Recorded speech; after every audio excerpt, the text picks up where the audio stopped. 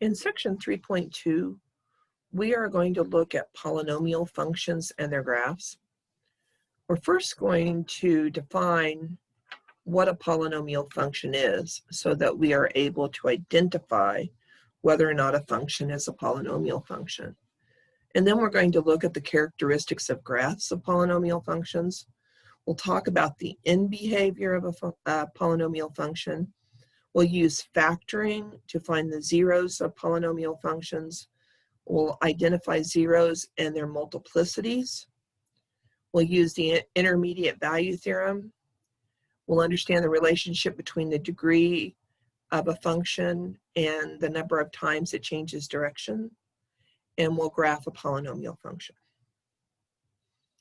So what is a polynomial function? Let n be a non-negative integer. What are our non-negative integers? Our non-negative integers are our whole numbers. So these are whole numbers. And what are whole numbers? Those are those numbers that start at 0 and continue to the right to infinity. So let n be a non-negative integer, a whole number, and let a sub 1, a sub n minus 1, etc. be real numbers. So the coefficients on our x's are all real numbers, and a sub n cannot equal 0. The function defined by f of x equals a sub n x to the n plus a sub n minus 1 to the x n minus 1 times x to the n minus 1 plus etc. is called a polynomial function of degree n. The number a sub n, the coefficient of the variable to the highest power, is called the leading coefficient. So if you have a function where all the exponents are whole numbers, that is a polynomial function. Its degree is the largest exponent on any one of your x's. The leading coefficient is the number that you are multiplying times the x that has the largest exponent. The examples on the left here are examples of polynomial functions. The examples on the right are not. The first function, f of x equals 3x to the 5th plus the square root of 2 times x squared plus 5 is a polynomial function because all the exponents on the x's are whole numbers. We got an exponent of 5 and an exponent of 2. The largest of those two exponents is 5, so the degree of this function is 5. Its leading coefficient is -3. The leading coefficient is the the factor that you're multiplying times the variable of highest power. Okay, we also have g of x equals -3x to the 4th times x minus 2 times x plus 3. I would need to multiply this all out to see if this is a polynomial function. So I first FOIL the x minus 2 times the x plus 3, and then I distribute the -3 times x to the 4th across, and I get -3x to the 6th minus 3x to the 5th plus 18x to the 4th. This is a polynomial function because all the exponents are whole numbers. It's of degree 6 because the largest exponent is 6, and its leading coefficient is -3. The functions on the right are not polynomial functions. F of x equals -3 times the square root of x plus the square root of 2 times x squared plus 5 is not a polynomial function because this first term, -3 times the square root of x, can be written as -3 times x to the 1/2 power. And since 1/2 is not a whole number, this is not a polynomial function. The function g of x equals -3 over x squared plus the square root of x squared plus 5 is not a polynomial function. We can rewrite that first term, -3 over x squared, as -3 times x to the minus 2. -2 is not a whole number, so this is not a polynomial function. Polynomial functions. We've already looked at 3 different types of polynomial functions. The first type of polynomial function is the constant function, f of x equals c, where c is not equal to 0. This is a polynomial function of degree 0. I could rewrite the constant function, f of x equals c, as c times x to the 0 power. We know in real numbers, anytime we raise a number to the 0 power, we get 1, unless a is 0, and then that's undefined. But in this case, where we have f of x equals the constant function, I could multiply c times x to the 0, because x to the 0 is 1. So that's c times 1, which is c. So a constant function's degree is 0. Constant function degree is 0. We've also looked at linear functions. The degree of a linear function is 1 because there is an understood 1 for the exponent on our x. We don't write it because we don't need to. It's not necessary, but it is understood to be there. So a linear function's degree is 1. The quadratic function, which we just looked at in section 3.1, its degree is 2 because the largest exponent on my x's is the number 2. So it's a polynomial function of degree 2. In this section, we're going to focus on polynomial functions whose degree is 3 or higher, because we've already looked at constant functions, we've looked at linear functions, we just looked at quadratic functions. So it's time to concentrate on functions of higher degree. The graphs of polynomial functions of degree 2 or higher have graphs that are smooth and continuous. By smooth, we mean that the graphs contain only rounded curves, no sharp corners. By continuous, we mean that the graphs have no breaks and can be drawn without lifting your pencil from the rectangular coordinate system. If you're graphing this and you have to lift your pencil up, it is not a polynomial function. The graphs on the left here are the graphs of polynomial functions. Their graphs are smooth, they are continuous, there's no breaks, gaps, or holes. The graphs on the right are graphs that are not polynomial functions. The first graph, we have a discontinuity. The graph comes up, peaks, starts coming back down, and then it has a break in it. That break, that discontinuity, means that this is not the graph of a polynomial function. The second graph there has some sharp corners. The graphs of polynomial functions only have smooth, rounded corners, no sharp corners. This is not a polynomial function. In behavior of polynomial functions. The behavior of the graph of a function to the far left or the far right is called its in behavior. Although the graph of a polynomial function may have intervals where it increases or decreases, the graph will eventually either rise or fall without bound as it moves far to the left or far to the right. That means it either goes up indefinitely or down indefinitely as x moves to infinity or negative infinity. The sign of the leading coefficient a sub n and the degree n of the polynomial function reveal its in behavior. That's all you need to know to determine what the ends of your function look like as it goes towards negative infinity and as it goes towards positive infinity. And we've already seen this in a couple of our standard functions from chapter 2.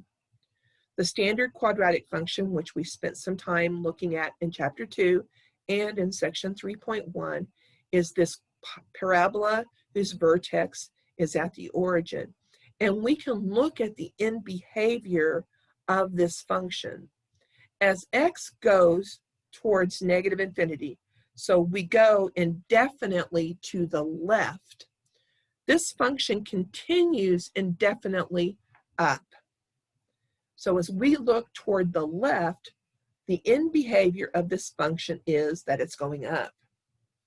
If we look as we go to the right, as x gets larger and larger and larger, again, the end of this graph is going up. So the end behavior as we move to the right is that it's continuing to go up indefinitely. So that's its end behavior. The second function is the standard cubic function, which we looked at in chapter 2. In this function, as we go to the left, this function goes down. So as x continues indefinitely to the left, the end behavior of this function is that it's going down. As we look at the end behavior as x goes to the right, or as x gets larger, the function's going up. So as we continue indefinitely to the right, the end behavior of this function is that it's going up. So as we go to the right, it goes up, but as we go to the left, it goes down. For the quadratic function, as we go to the left, it goes up, and as we go to the right, it also goes up. So the leading coefficient test says, as x increases or decreases, or as it goes to the right or to the left, without bound, the graph of the polynomial function f of x equals a sub n x to the n plus a sub n minus 1 times x to the n minus 1, etc., eventually rises or falls. And here is our end behavior for our leading coefficient test for our end behavior. Okay, given a polynomial function, if a is a positive number, so the leading coefficient is positive, and your function is odd, so the degree of your function's odd, 3, 5, 7, etc. So if your degree is odd and your leading coefficient is positive, then your graph rises as x goes to the right, and it falls as x goes to the left. So it rises right and falls left. If the leading coefficient is negative and the degree of your function is odd, then it's going to rise as you go to the left. So it's going to go up to the left, and it's going to fall as you go to the right. So it's going to fall to the right. So it rises left and falls right. If the function is even and the leading coefficient is positive, this is just like the parabola we just looked at. It's going to rise to the left and it's going to rise to the right. Now, on all of these, it can change direction in between, but eventually, as x continues indefinitely to the left or right, the ends are going to do something. They're either going to go up or they're going to go down. If it's even and the leading coefficient is positive, then on each end it's going to go up, just like the standard quadratic function. If the degree of your function is even and the leading coefficient's negative, that's like a parabola that opens down. So what does it do to the left and to the right? It falls. Falls to the left and falls to the right. So if your function's degree is odd, the leading coefficient is negative, it rises to the right and falls to the left. If the leading coefficient is negative, then it's going to rise to the left and fall to the right. If it's even and the leading coefficient is positive, it rises on both sides. If the leading coefficient is negative, it's going to fall on both sides.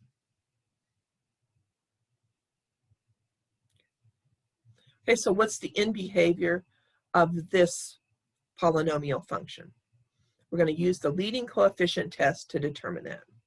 Okay, so first of all, we need to determine what the leading coefficient is. The leading coefficient here is equal to 1. We've got a 1 right there. Then we need to know the degree, which we call n. The degree of our polynomial functions, the largest exponent on any one of our x's. So the degree here is 4. So if the degree of my function is an even number and the leading coefficient is positive. So we have even degree. Leading coefficient is equal to 1. That is positive.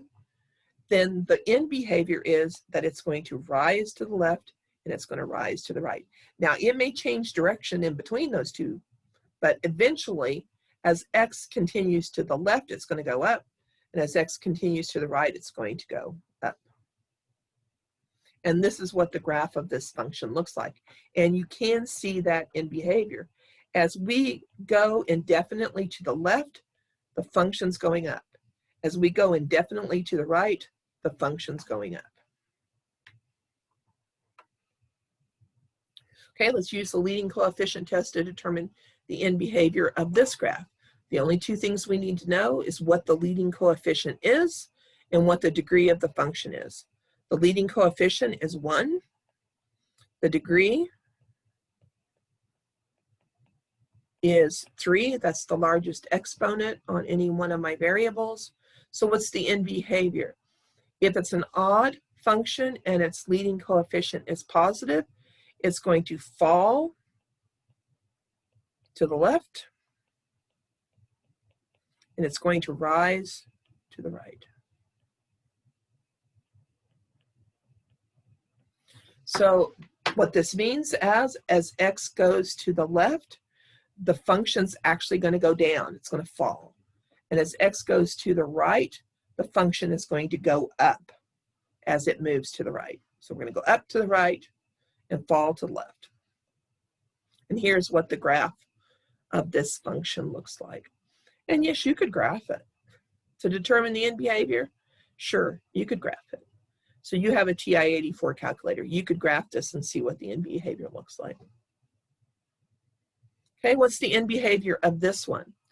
Now, this can be kind of complicated and kind of easy at the same time. It's complicated if you decide you want to multiply this all out to determine the degree in the leading coefficient. It's less complicated if you use this method to determine what the leading term is. So what's the leading term? The leading term is the term of your polynomial function of highest degree. So it's the term that has the largest exponent. The leading coefficient is the constant part of that leading term. So if we looked at our polynomial function, f of x equals a sub n, x to the n plus a sub n minus 1, x to the n minus 1. The leading term is this first term right here. And the leading coefficient is still the constant that you're multiplying times your x. So I can determine the leading term of a polynomial function when it's in this form by just multiplying all the leading terms together. What do I mean? Okay. All right, let's look at this first factor here, this factor right here. That factor is negative 4x to the third. So if I were to multiply this all out, eventually I'm going to have to multiply whatever I get, x minus 2 squared times x plus 5, whatever polynomial that is, I'm going to have to distribute that negative 4x to the third across, eventually. So I'm going to write that down.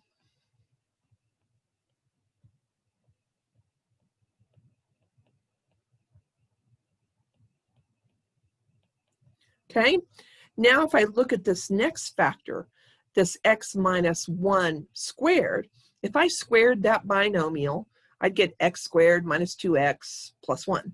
So the leading term there would be x squared. This would be x squared minus 2x plus 1. So I'm going to write down the leading term. All right, and our last factor, this x plus 5, the leading term is the x. So I'm going to write that down. So the leading term of the polynomial, if I were to multiply this all out, would be this product. So we get negative 4 x to the third times x squared times x. Got an exponent of 1 there. So that would be x to the 6th.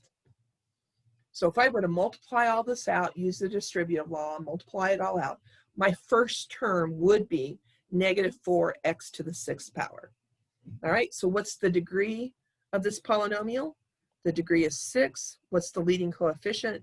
Negative 4. So since it's an even degree polynomial function and its leading coefficient's negative, it's going to fall to the left and fall to the right.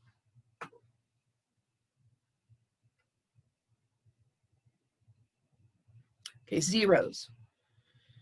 If f is a polynomial function, then the values of x for which f of x is equal to 0 are called the zeros of f.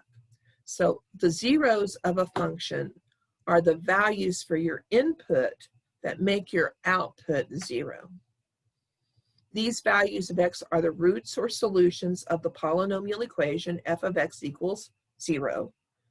Each real root of a polynomial equation appears as an x-intercept of the graph of the polynomial function. Now you know from chapter 1 that you can solve polynomial equations, quadratic equations, and get imaginary solutions. If you solve a polynomial function for its zeros and you get imaginary solutions, those are not x-intercepts.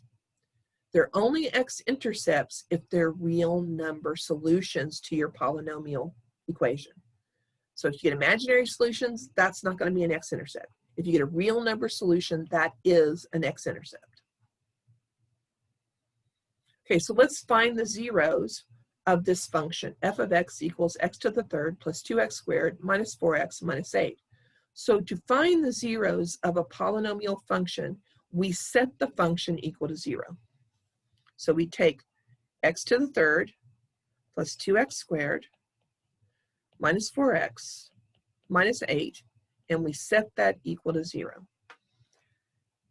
You don't have any method to solve this type of equation today except to factor it. That's the only method you have. The quadratic formula only applies to quadratic equations. This is a 3rd degree equation. So the only way you have to solve this is to factor it and set each factor equal to 0. Now, a 3rd degree polynomial equation with 4 terms, the only way you have to factor this is by grouping. So we're going to group the first 2 terms together. We're going to group the second 2 terms together, and we're going to factor out a common factor. So the first 2 terms, x to the 3rd plus 2x squared, I have an x squared common factor. So we'll factor that out. In the second 2 terms, it looks like I have a negative 4. So I'm going to factor out a negative 4.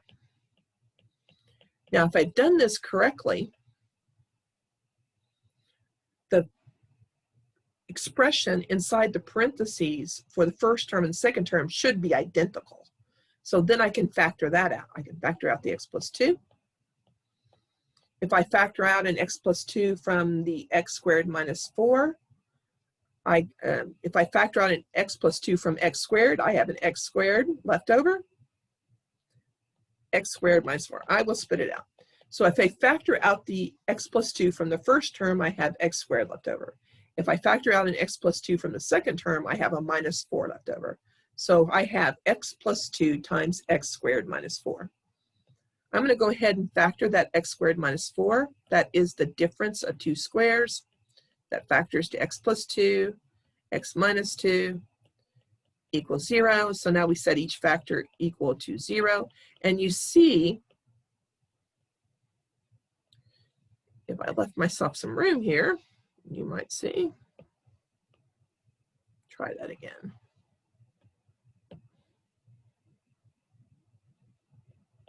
X plus 2 equals 0, x plus 2 equals 0, x minus 2 equals 0. So you see I have a factor that's repeated, and that actually is important in just a few minutes.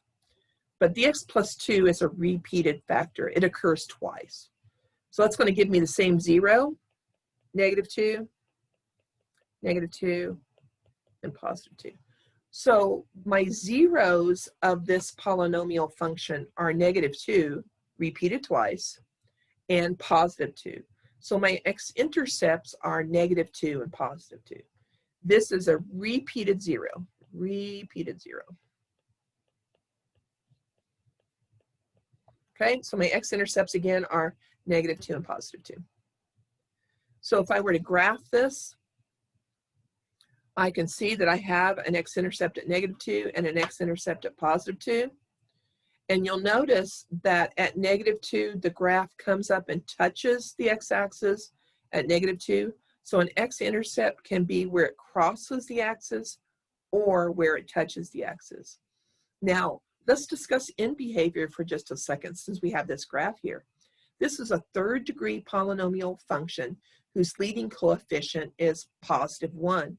So we will expect, since the leading coefficient is positive and the degree of the function is odd, that it falls to the left and rises to the right, which is exactly what it does. Okay, let's keep this in mind. Look at that. -2. That was repeated 0. And it touched at -2. Is that a coincidence? Nope. We'll talk about that in a minute. All right, let's see if we can't find the zeros of this polynomial function. So I have -x to the 4th plus 4x to the 3rd minus 4x squared. So to find the zeros, I'm going to set this function equal to 0.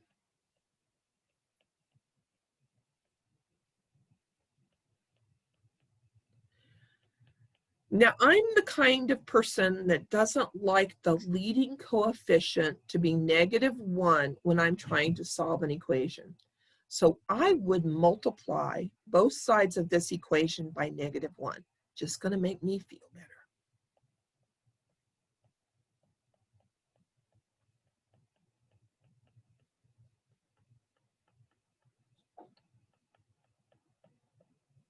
So what does affect does multiplying everything by -1 have? It changes the sign of everything.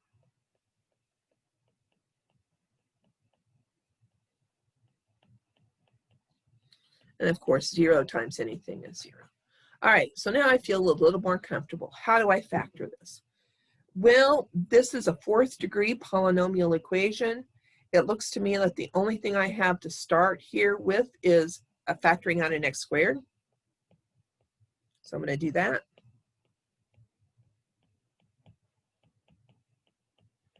I'm pretty sure that stuff inside parentheses is a perfect square trinomial. I can factor that. That will factor to x minus 2 times x minus 2. Or we could write this if we wanted to, x minus 2 squared. And now we set each factor equal to 0. I have a factor x squared equal to 0, and x minus 2 squared is equal to 0. Take the square root of both sides. The square root of 0 is 0, so we get x is 0, or x minus 2 is 0. Add 2 to both sides, we get x is 2. So we have two zeros, 0 and 2, but they are repeated because of the square exponent, the exponent of 2 on each of these factors. So 0 is repeated twice because you have x squared equals 0, and the x equals 2 is repeated twice because you have x minus 2 squared is equal to 0. Okay, so they're repeated zeros.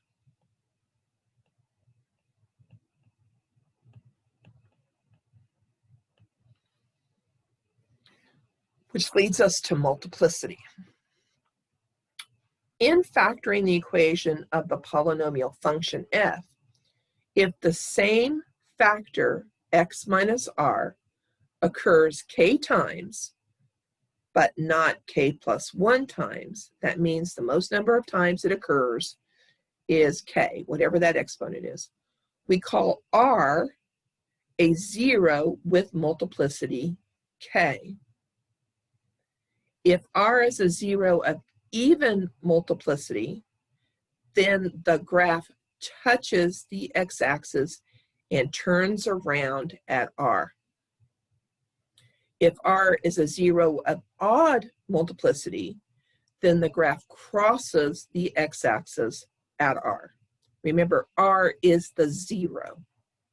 Regardless of whether the multiplicity of a 0 is even or odd, the graph tends to flatten out near zeros with multiplicity greater than 1. So let's go back to the example we just did. We have a factor in this example of x, and it's being raised to the second power. The 0 that we get from that x squared equals 0 is 0.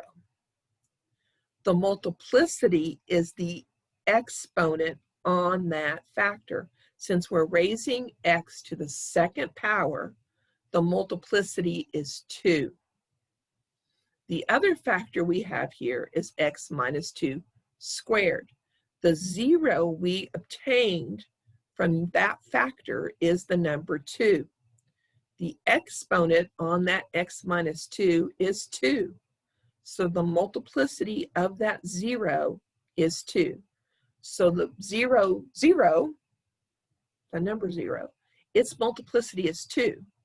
The 0, 2 also has a multiplicity of 2. Now, I would ask you to take your calculator out and graph this. And what you'll see is at 0, the graph touches the x-axis. At 2, it also touches the x-axis. So give this a graph and see what it looks like. All right, so let's look at this function. F of x equals -4 times x plus 1/2 squared times x minus 5 to the third. Find the zeros and then tell the multiplicities of each of these zeros. State whether the graph crosses the x-axis or touches the x-axis and turns around at each 0. Okay, so to find the zeros, we set the function equal to 0. Now, the nice thing about this is that they already give it to us in a factored form. It's factored for us, so we don't have to do any factoring. So we set each factor that contains an x equal to 0. So we set the x plus 1/2 squared equal to 0, and we set the x minus 5 to the third power equal to 0. All right, to solve this type of equation, to solve the first one, I'm going to take the square root of both sides. And the square root of 0 is 0, so we get x equals -1/2. To solve the next equation, the x minus 5 to the third power equals 0, I'm going to take the cube root, and the cube root of 0 is 0. At 5, and we get x is 5. So our two zeros are -1/2 and 5. So our two zeros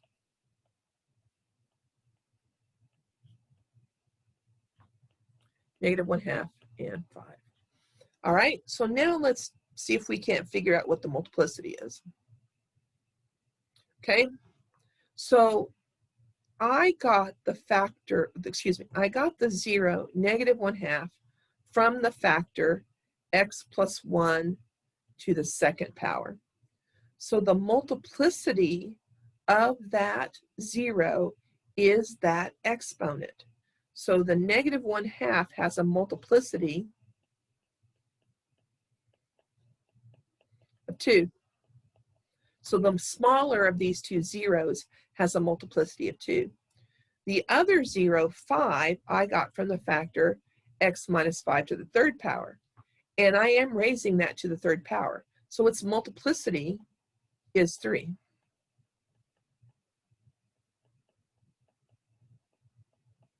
So if the multiplicity is even, the graph touches the x-axis at that 0. So the graph of this thing is going to touch the x-axis at -1/2. If the multiplicity is odd, it's going to cross. So at x equals 5, it's going to cross the x-axis. And here's what the graph of this looks like. We know the end behavior of this. This is going to be a 5th degree polynomial function. I know it's going to be a 5th degree because I'm going to get an x squared from that first factor and an x to the third from that second factor. X squared times x to the third is x to the fifth. The leading coefficient is negative 4. So the end behavior of an odd degree function whose leading coefficient is negative is that it rises to the left and falls to the right. So it's going to come and it's going to touch the x-axis at -1/2, change direction, go up there and do something, and then come back down and cross at x equals 5. Because the multiplicity of the 0, 5 is 3. So it's going to cross the x-axis where the multiplicity is odd. It's going to touch the x-axis where the multiplicity is even. Okay, the intermediate value theorem. Let f be a polynomial function with real coefficients. If f at a and f at b have opposite signs, so one's positive and the other's negative, then there is at least one value of c between a and b for which f of c is 0. Equivalently, the equation f of x equals 0 has at least one real root between a and b. Now, if you think about this, this kind of makes sense. So let's draw a coordinate plane. And let's put two numbers a and b on here. I don't know, a and b. All right, so if f of a, let's say, is positive, then f at a is up here somewhere. If they have opposite signs, then f of b must be negative. So f of b must be down here somewhere. If they have opposite signs, one's going to be above the x-axis, the other's going to be below the x-axis.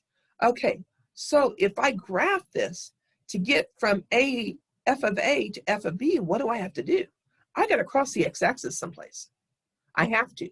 If my y values differ in sign, I have got to cross the x-axis somewhere in between. So I'm somewhere in between these 2 points. I got to cross the x-axis. Okay, so there is a 0 between these points a and b. If f of a is positive and f of b is negative, I got to cross somewhere in between. So there's a 0 in between those 2 values. Okay, so then show, given a function, show that there's a 0 between these 2 values. How do you do that? You just evaluate the function at those 2 values. So evaluate the function at -3.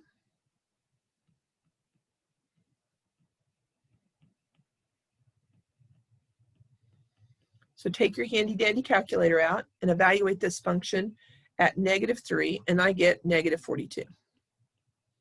Okay, now evaluate the function at -2.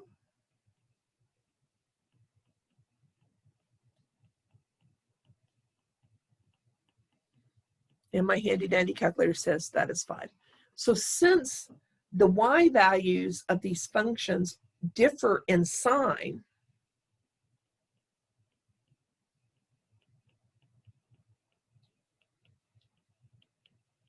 there's got to be a 0 in between.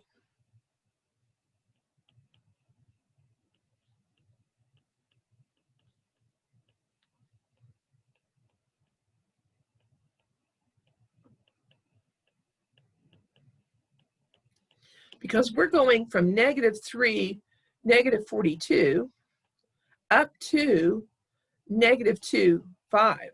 So I have got to cross the x-axis somewhere to get from -3, -42 to -2, 5. And here is what the graph of this actually looks like. And you can see that between -3 and -2, I actually do cross the x-axis. Let's discuss end behavior while we're here. This is a 3rd degree polynomial function. The largest exponent's 3. Its leading coefficient is positive. If the degree of my function is odd and the leading coefficient is positive, I must fall to the left and rise to the right, which is exactly what this function is doing. It's going down on the left side, it's going up on the right side. Right, turning points in general, if your function is a polynomial function and its degree is n, then the graph has at most n minus 1 turning points. So, for example, if it's a 4th degree function, it can have at most 3 turning points. It may have less, but it can't have more than 3. It could have just 1. So it can have less than that number, but it can't have more than that number. So let's say your degree is 7. Then at most it can have 7 minus 1 is 6. It could have less than 6, but it can't have more than 6. All right, so now we have everything we need to know to graph a polynomial function. So the strategy is this, and in MyMathLab, you're going to have to answer questions regarding each one of these steps. The first step is to determine the leading, use the leading coefficient test to determine the graphs in behavior. Then you're going to find the x-intercepts and their multiplicities. So MyMathLab might ask you something like the smaller of the 2 zeros, what's its multiplicity? What does it do at that 0? Does it touch or does it cross the axis? If the multiplicity is even, then it touches the x-axis at that 0. If the multiplicity is odd, then it crosses the x-axis at that 0. You're going to find the y-intercept by evaluating the function at 0, and then use symmetry if applicable. You could evaluate the function at negative x and determine if there's any x or origin symmetry. For the most part, we're not going to have symmetry in these polynomial functions. There can be, and that can help you. A lot of these odd degree functions with multiple turning points aren't going to have any symmetry. And then use the fact that the maximum number of turning points of a polynomial function's graph is its degree minus 1. All right, so let's use our 5-step strategy to graph this function. Okay, so our first step is to determine the end behavior. And since this is already factored for me, to determine the end behavior, I'm going to look at those first terms in each factor. I'm going to determine my leading term.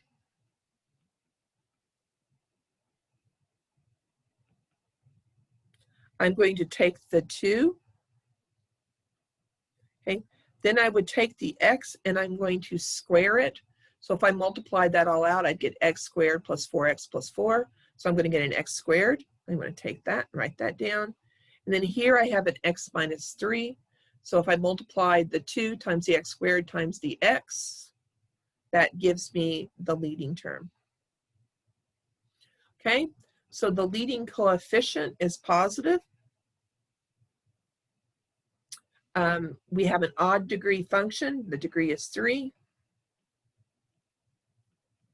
Since it's an odd degree function whose leading coefficient is positive, it's going to fall to the left and rise to the right.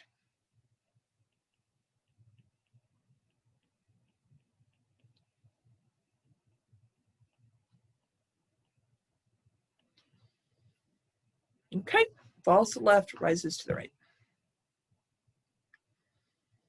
Our next step is to determine the x-intercepts by setting our function equal to 0.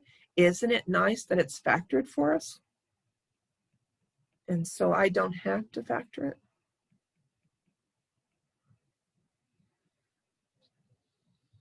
All right, so I'm going to set each factor that contains an x equal to 0.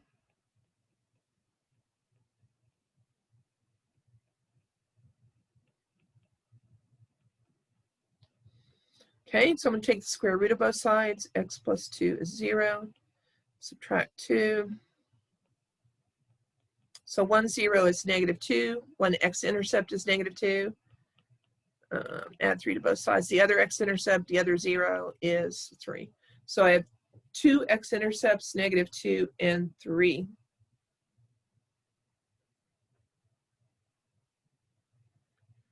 Okay, so let's go back and talk about this for a second. So the factor that I got the 0, -2 from had an exponent of 2, excuse me. So the multiplicity is 2. Okay, this factor that I got the 0, x minus 3 from, I got the x-intercept, x equals 3. The exponent is 1. So its multiplicity is 1.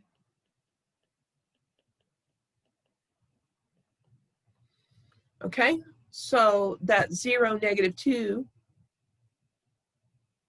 has a multiplicity of 2. So the graph is going to touch the x-axis at x equals -2. The 0, 3 has a multiplicity of 1, so it's going to cross the x-axis at x equals 3.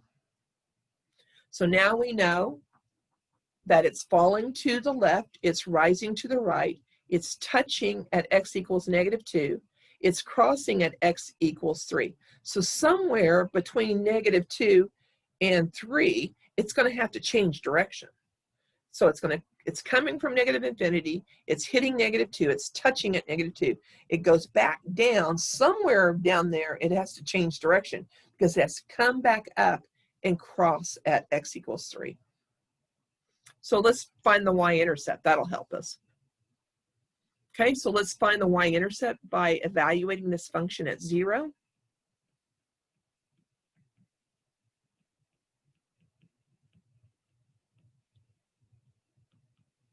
Okay, so we get 2 times 2 squared times -3, which is 2 times 4 times -3, which is -24. So it's, again, touching at -2, changing direction, and it's going to go down, and it's going to cross the y-axis at -24. And then somewhere, since it's crossing at -24, somewhere beyond there, it's going to have to change direction and come back up so it can cross at x equals 3. So it's coming up, touching at -2, changes direction, it crosses at -24. So somewhere down in here, it changes direction again. Okay, so you could, since it looks like it might be changing direction somewhere in between 1 and 2, you could evaluate this function at x and x equals 2 and determine approximately where it changes direction. So we could evaluate this function at 1.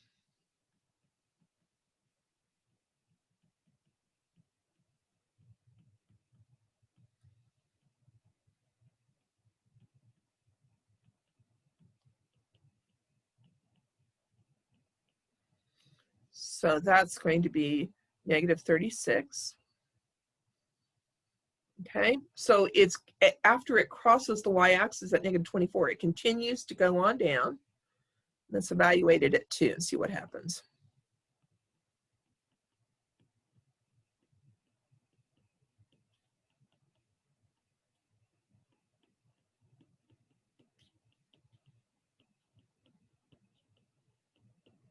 So that's going to be -32. So it's going to start coming back up. So it crossed at -28, the y-axis. It continues on down. At 1, it's going to be at -36. But at 2, it's going to be -32. So somewhere in between 1 and 2, x equals 1 and x equals 2, it changes direction again.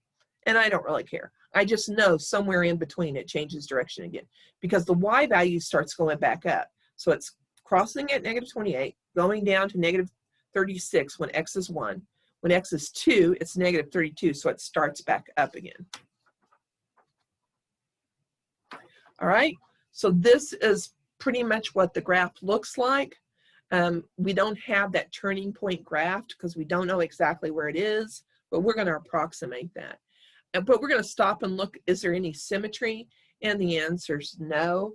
You could certainly evaluate this function at negative x and see that there is no symmetry, but I can look at the graph that we have drawn so far.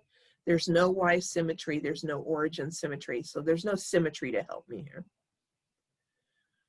Okay, so using the end behavior, the intercepts, and the additional points, we can graph our polynomial functions, and this is what it looks like. Now, this was a third-degree polynomial function that we determined early on, so we know it can't have more than 2 turning points. So if we somehow graphed this and we had 4 turning points, we'd know we've made a mistake somewhere. We have 2 turning points, which fits. If it's a third-degree polynomial function, we can have no more than 2 turning points, so this looks fine. Again, end behavior was that it's going to fall to the left and rise to the right. That's what we've got. We know that it touches the x-axis at -2. We know that it changes direction at -2. It goes back down. It crosses the y-axis at -24. We also found that it had a value of -36 when x was 1. It had a value of -32 when x was 2. So somewhere between 1 and 2, x equals 1 and x equals 2, it changes direction again because it's going down, then it starts coming back up. We know it crosses at x equals 3, and we know that it rises to the right. So that is the graph of our polynomial function. And that is the end of section 3.2.